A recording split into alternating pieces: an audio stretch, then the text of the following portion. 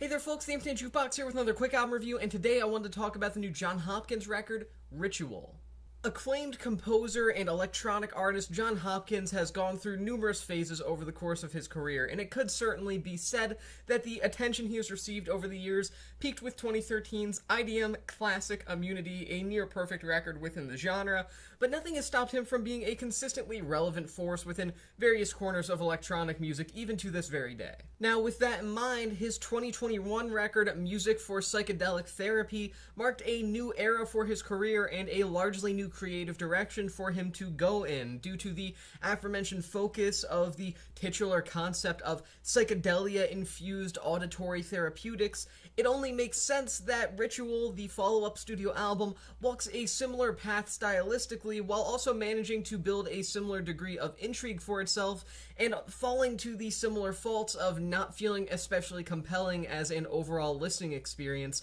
despite being well executed conceptually. Ritual is a structurally singular record in nature, and that is immediately made clear by the fact that it is split into 8 distinct parts with various subtitles accompanying those 8 distinct parts. What feels much more notable than the titling of individual tracks, however, is the fact that much of the record comes across as intentionally stagnant from a compositional perspective. That's not to say the album feels one-dimensional, it's textured very nicely, it's just that the album feels like it was intentionally made to feel like one extensively long song that is often very repetitive, and much of Ritual contains a maintaining of that consistent sound, and whether or not you find that sort of thing appealing is entirely dependent on how much you buy into the more meditative nature of the record. As for myself, while I do enjoy it, I don't necessarily think it makes for the most compelling ambient record in the world. Excluding the more occasional dip into an even more minimalistic sound as heard on tracks like Part 7, Dissolution, Ritual never really lets up on its tranquil take on repetitious ambient music,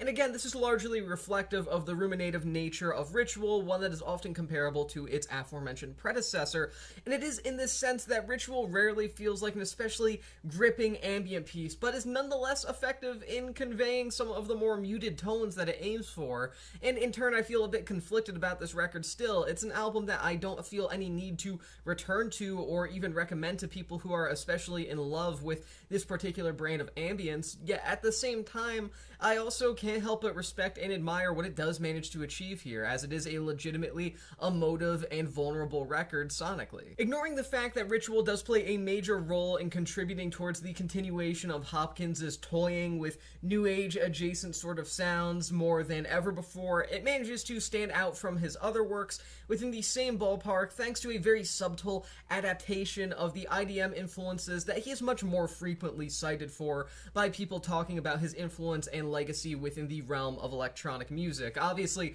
this is not an album that sounds anything like his most acclaimed and heavily discussed records within the overall IDM sphere, but while these sounds may only appear in the low-key pulses of tracks like Part 3, Transcend/Lament, they still provide a decent enough texture to the track list to ensure that the record at least never comes across as a retread of Hopkins' previous ambient works, and manages to feel like a bit of a meeting of the minds between his most acclaimed work and his most recent work, though one that I don't feel necessarily brings out the both of either sides of his artistic identity. There is something to be said, however, about Ritual's ability to feel completely at ease with itself, as well as Jon Hopkins' knack for creating music that feels subdued and detailed, yet at the same time, highly casual. But even still, Ritual never manages to become a particularly stunning work. Even in the context of Hopkins' discography, this just doesn't manage to be a standout of any kind. It often feels too limited in its scope to achieve anything beyond a flair for